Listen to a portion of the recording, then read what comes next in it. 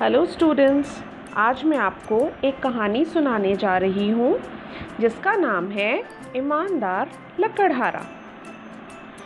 एक जंगल में एक गरीब लकड़हारा रहता था। वो जंगल में लकड़ियाँ काटने का काम करता था। एक दिन जब वो जंगल में लकड़ी काटने गया तो लकड़ी काटते काटते अचानक उसकी लोहे की कुल्हाड़ी पानी में गिर गई और वो बहुत उदास हो गया।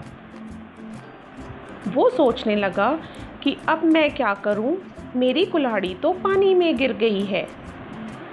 तभी पानी में से एक जल परी आई और उसने कहा, तुम क्यों रो रहे हो? रुको, मैं तुम्हारी कुल्हाड़ी लेकर आती हूँ। और जल परी तालाब में गई और वो तालाब से एक चांदी की कुल्हाड़ी लेकर बाहर आई। उसने कहा, क्या ये तुम्हारी कुल्हाड़ी है? तो लकड़हारे ने उस कुल्हाड़ी को देखकर कहा, नहीं, ये मेरी कुल्हाड़ी नहीं है, मेरी कुल्हाड़ी तो लोहे की थी। जल परी दोबारा पानी में गई और इस बार वो सोने की कुल्हाड़ी लेकर बाहर आई और उसने कहा, क्या ये तुम्हारी कुल्हाड़ी है? लकड़हारे ने कहा, नहीं, ये मेरी कुल्हाड़ी नहीं है।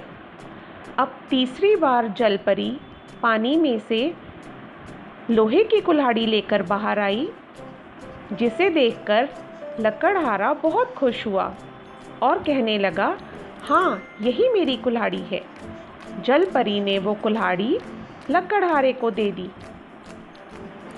लकड़हारा बहुत खुश था और उसकी ईमानदारी देखकर जल परी ने चांदी और सोने की कुल्हाड़ी भी लकड़हारे को दे दी और कहा, तुम बहुत ईमानदार हो, ऐसे ही ईमानदार रहना।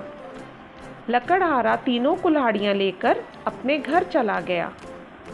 तो इस कहानी से हमें ये शिक्षा मिलती है कि ईमानदारी सबसे बड़ा धन है और लालच बुरी बला है। धन्यवाद।